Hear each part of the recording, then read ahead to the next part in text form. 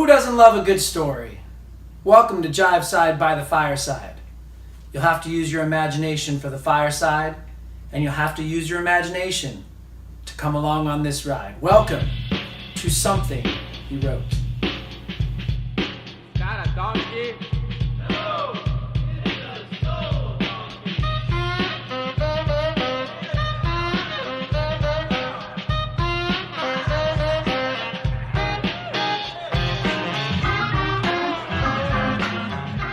To Lucas and the long laundry list of lovely L words.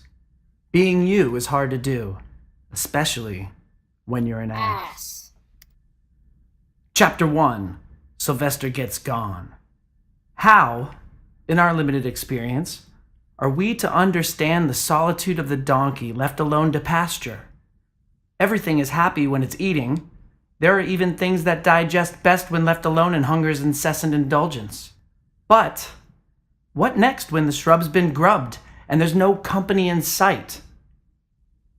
Who's to say what a lone jackass is saying when to seemingly no one begins braying? Could it possibly be a prayer for the dying? Or simply the sound of a lonely soul sighing? The Song of Sylvester is one of these. Once upon a farm. Gotcha! Sweaty forearms exhale as Farmer Todd reels in his catch of the day. Try and run off my lot on Todd time? Ha! Veins chuckle in agreement as they expand to the surface. Their captive leans away in a last attempt in traveling due that away. Towards freedom, hopefully. North, south, east, west. Sylvester really could care less, as does Farmer Todd in his unbelievably loyal left and right extensions. Extremities, mind you, that are connected to wrists which support fingers. Strong fingers. Gnarly, sun-bleached fingers of an uneducated, stubborn farmer who has instructed those terrifying digits to tighten their grip on the loose flesh they've hooked. Ow, ow, ow, ow, ow, ow, ow, ow, ow, ow! Direction that away lost. Sylvester screams and trembles to the excruciating sensation of those fingers gripping his nutsack. Tragic that the very thing that makes Sylvester unique is the very thing that has betrayed him. But then again, a large and oh so very sensitive target will betray anyone's dash towards freedom, domesticated or not. Hee-haw! The big bald jackass hee-haws his desperate confusion as Farmer Todd begins to drag him back, uphill towards the shed he's been locked inside for all he, being a donkey, can remember. Quiet you! Snaps Farmer Todd. He grabs hold of the donkey's front legs, placing one on either side of his spectacularly rectangled physique, hauling Sylvester like a load of lumber for the hearth in his home. Sylvester! Get gone! I cry to the donkey. What?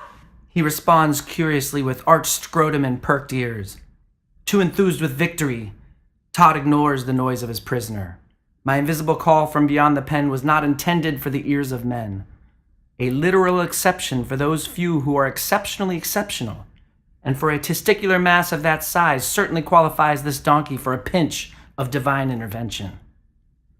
As luck would only have it, Sylvester understood fate's intentions and found his cojones, which he shook up and down the back of Farmer Todd's legs. Like an electric shock, horror and disgust travels from Todd's nose to his toes. Yikes! Get them away from me! Oh, get them away from me! Just like a man's man, Farmer Todd drops Sylvester's legs and runs off, flailing his pop-eyed extensions over his sun-stained head, squealing like his chubby little pigs. Run, jackass! I privately plead to my exceptional exception from beyond my half-naked page. Run! Like the dickens, that donkey ran like hell into the great wide open I imagined before him. Through long days, lonely nights, I kept the sun shining and the stars high above bright, until the fourth morning when he could run no more, stepping hoof onto some cool green grass in Clarksville. Exhausted, exhilarated, and most definitely dehydrated, Sylvester stopped, coughed, sighed, readjusted his hefty man gallon, and passed out. Dream freely, donkey. Dream freely. I have the wind's coo while his chest falls and rises in blissful rest.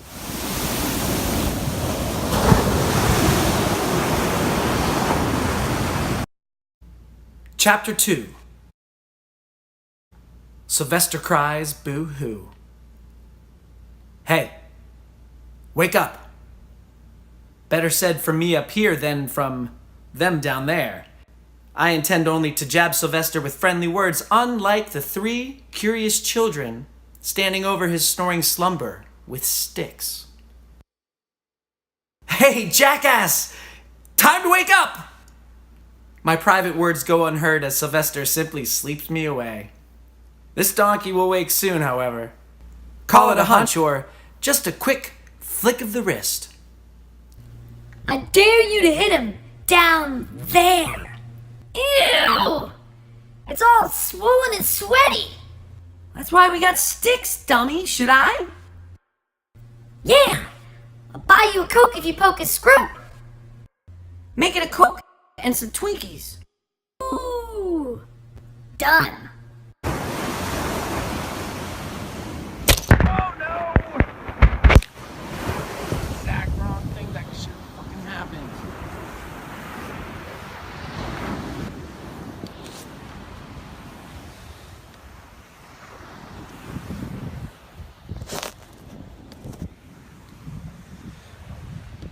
God bless it. With negotiations made and the terms all agreed, a stick is slowly pressed into Sylvester's exaggerated maleness. Pressed slowly and deeply until the depths start pressing back. Sylvester's eyes spring to life, as does every other part of him. Youch! He leaps from the ground in this terrible pain, his beastly body turning dramatically and desperately, looking for a direction to run. He misplaces a hoof on his own loose flesh and falls to the earth, burying the body of the boy who woke him so rudely between himself and the dirt. Wah! Wah! Wah! Sylvester brays in panic. Let's get out of here! No! Jamie's stuck in there! Somewhere! Answers a series of muffled screams, barely heard through the panicked nut flesh of a terrified and confused, recently de-domesticated donkey.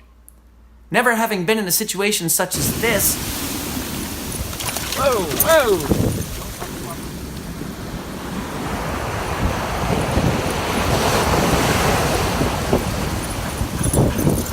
The 2 surviving bystanders start striking and poking poor Sylvester with their own sticks. The donkey rose and fell several more times on top of unfortunate Jamie before the beatings ended, his manhood maneuvered safely away and off of the boy. Not sure what to say, or even how to say anything, Sylvester looked at the 3 boys and began to cry. His tears don't bother with welling nor slowly sliding down his furry cheeks, but instead blast forth with such force that they knock him to his hindquarters and soak his young spectators. For the moment, and several more to follow, all eyes are on Sylvester, not a pair ever glancing his tear-soaked handicap. Don't cry, guy. That's what my dad says whenever I scrape my knee. That's so stupid. Your dad is stupid. Shut up! He's not stupid, and it's not stupid. Stupid. With that said, the boy approaches Sylvester with an open hand and places it on his shoulder. Don't cry, guy. It's okay. Sorry we scared you. Shut up, TJ. So stupid. This makes me stop crying when my dad tells me it's okay. It's okay, guy. Don't cry. Dad? With that said by Sylvester, he stops crying and starts thinking and speaking. Dad! Sylvester hee-haws again, letting this new sound swirl around his tongue and down the length of his snout, the concept just barely bouncing around his brain. Dad! Dad! Dad! He thinks you're his dad! Thank you for escaping with me. Tune in next time for Chapter 3, Sylvester Sings a Simple Song. Until then, may all your stories be written. Peace.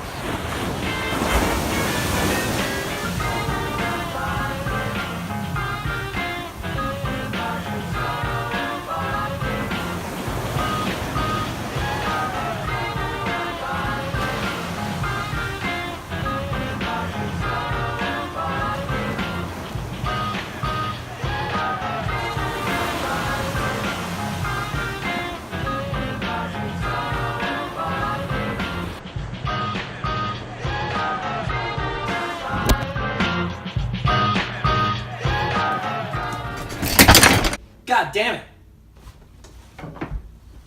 You know what time it is. Story time. Welcome. Free your mind and your imagination will follow. This is Jiveside by the Fireside. Sit back, relax, Fasten on your crazy belts. 'cause this is Chapter 3. Sylvester sings a simple song. Man, is this getting old? Can you shut him up, Eli? Yeah! TJ joins in on the complaining. Tell your kid to shut it already. The walk's long enough as it is. Yeah. Adds Jamie to keep it his point. I think we can all understand Jamie's temperament. Sylvester's nether sweat is still slick in his hair, and his eardrums are inflamed and swollen with their new companion's one-word opus, which goes a little something like this. Dad, dad, dad, dad, had, had, had, had, had, dad, dad, dad, dad, dad, dad, dad, dad, dad, dad. For about an hour now. Too catchy for its own good, unfortunately. He's just practicing, guys. Give him a break. Elliot responds, although he is right there with his buddies at wit's end. Believe me whence I tell you. Just ignore him. The distance the boys have walked ahead of Singin' Sylvester shows that all are in agreement in trying to hold back the frustration each feels with the big bald jackass for not taking the bloody hint. Cripes! He really won't shut up. And he doesn't. For the rest of the walk, the whole afternoon, and well into the night from the inside of Elliot's family shed. But let's rewind to the hike home. So, what are we doing with him again? Yeah. Adds TJ. What's the plan, Eli? Now that you're somebody's daddy. Dad, dad, dad, daddy, daddy. The laughter at Eli and TJ's comment quickly turns to groans. Man, he learned a new word. Jamie whines. Daddy, daddy, dad, dad, daddy, daddy, daddy, dad, daddy, daddy, dad. Sylvester sings while his balls jingle jangle to keep the beat. After a pause, shared by all because the song is starting to get kind of gross, Eli lays it on his friends. We're gonna put him in my shed for the night, and tomorrow we're gonna find his. Got it? We know. Jamie interrupts. Yeah, don't encourage him. TJ adds. You guys in? Of course. Comes Eli's answer in stereo.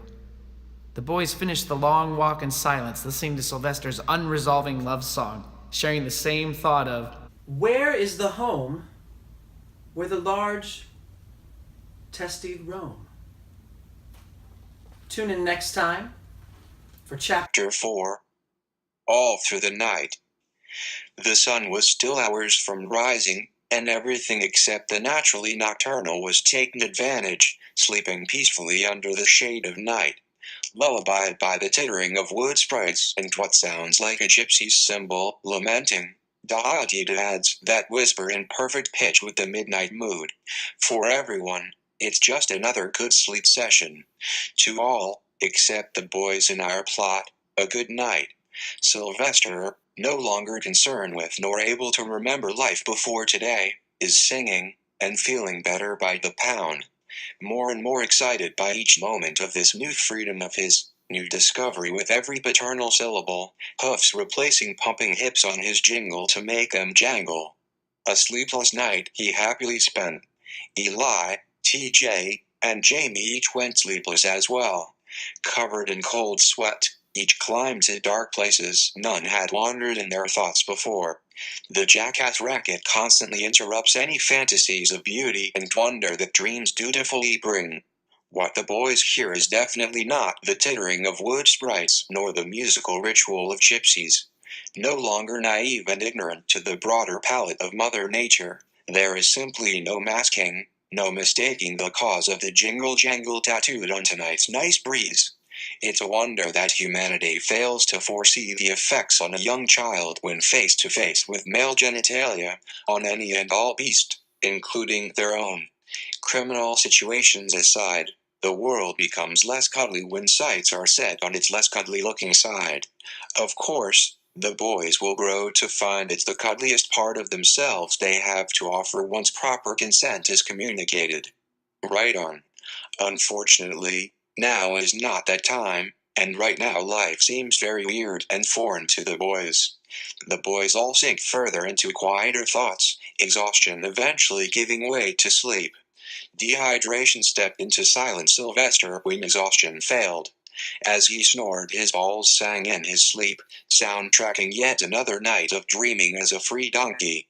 A pathetic, grinning mess when the boys woke him in the morning, gently and with care this time, for their minds were set on Sylvester, who has no home. All right. Okay. Hey donkey. It's time to find your dad. D-A-A-D-Y.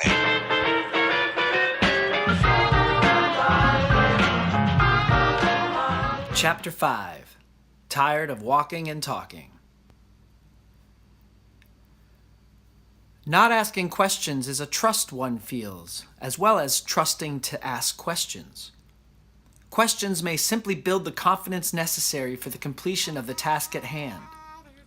But one's interest in questions can depend on one's daring, one's stamina, one's stability, or even just depend on the weather. Being you is tough work full of bends and turns, life's path, some say. On the road of life, we are most becoming when we are becoming me's, consistently touching the ones just ahead of us. Look, Jamie. Eli addresses his good buddy and travel companion as calmly as he can. Your bitching is sounding more tired than his singing. Yeah, stop bitching. Adds TJ. But we've been walking for hours. We don't know where we're going. I'm hungry. Yeah, we get it. Got it a while ago. And we feel the same way, bro. Suck it up and stay put. Yeah. Too bitter to feel put down, Jamie does as he's told and sits on the side of the road. Wheezes a tired Sylvester, oblivious to everything but the vibration in his snout. Keep an eye on him. TJ and I are gonna go into town to ask directions and buy some snacks. Fine, whatever. At least he won't accuse me of complaining or asking too many questions. Responds Jamie, kicking at the dirt beneath his feet. No, that Sylvester won't. Where'd you get money? I have some money. Don't worry about it. We'll be right back. Yeah. Eli and TJ head down the street into town, leaving a bitter boy and a singing jackass to keep company on the curb. This is so fucked. Jamie kicks up some dirt and dust, enjoying his first opportunity to curse today. It makes him smile for the first time since we've met him. Fuck. With that said, he's feeling better by the obscenity. There's a good word for you to learn, donkey. Jamie looks Sylvester straight in the eyes and lightens up to the big bald domesticant. Fuck. As in, fuck those fucking fuckheads. Sylvester looks right back at Jamie, stops singing, and smiles. Go ahead, guy. Give it a try. Fuck. Aside from his surprising, though limited, vocabulary, Sylvester is, in his heart of hearts and depths of his testicles, a big, dumb animal. Exceptionally so. He starts singing his same old song without the dance in reply. Jamie's hands close his snout and cuts him off. Fuck.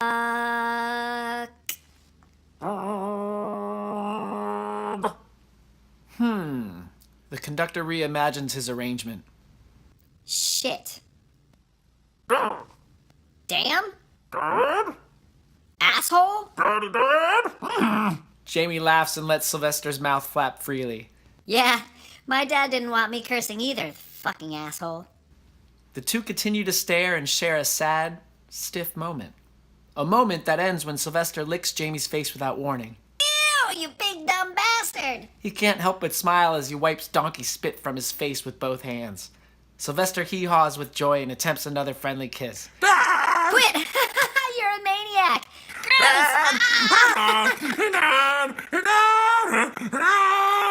Well, isn't this disgustingly precious?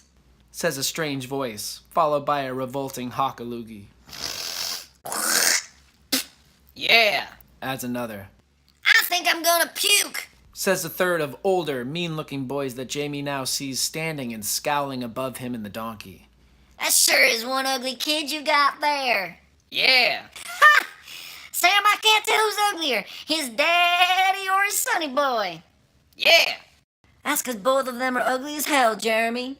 All right, Pipsqueak, empty those pockets. Yeah. Give us your money, kiddo. I don't have any money, asshole. Your mom ain't cheap, and my friend here needed a loan to get a bone. Knowing full well what words he used, Jamie gives the 3 bully boys his middle fingers and lashes out with his foot at the groin of the boy standing above him. The one called Sam catches a direct hit of agony and falls fast.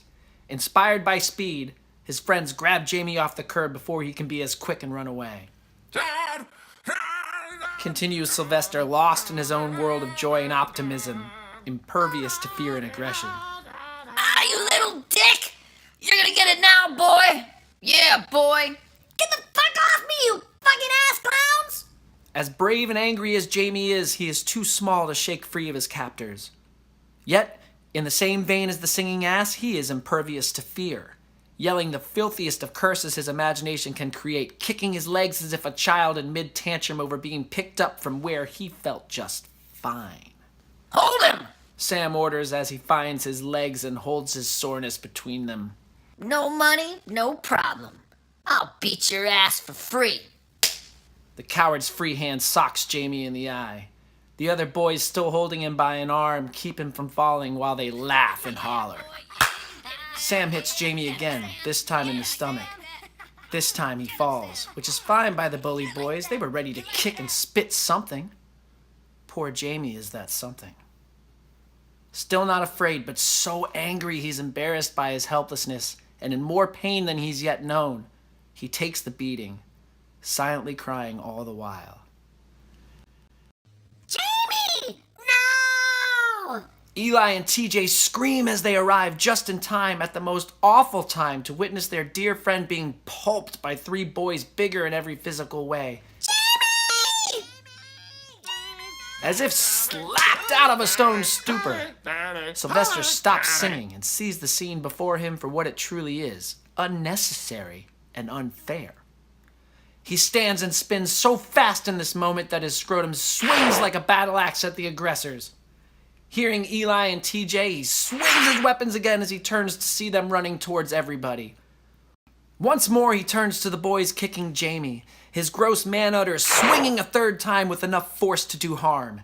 It knocks over the closest bully boy caught in those curly crosshairs. Oof! Goes the wind from his chest as he hits the ground. Ew! Screamed the surprise of the other 2, jumping away from Jamie and the double-barreled nut gun pointing in their direction. Sylvester shouts with all his snout, forcing a retreat with each bleat. Jamie! His friends finally reach their fallen friend and help him to his feet. He holds his injured eye and follows his friend's lead as they put him on the donkey's back. Sylvester squeals at Eli and TJ. They follow the domesticant's bray and climb on board as well. Sylvester puts down his weapon and runs like a maniac into the forest.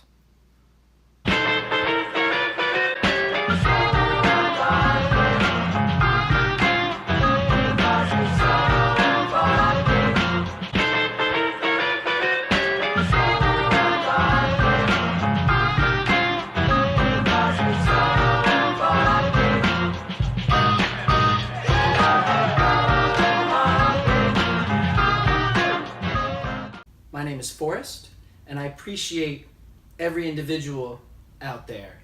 You know who you are. Peace. May all your stories be writ. To Lucas, and the long laundry list of lovely L words. Being you is hard to do, especially when you're an ass. Peace, love, and may all your stories be writ. Catch you next time.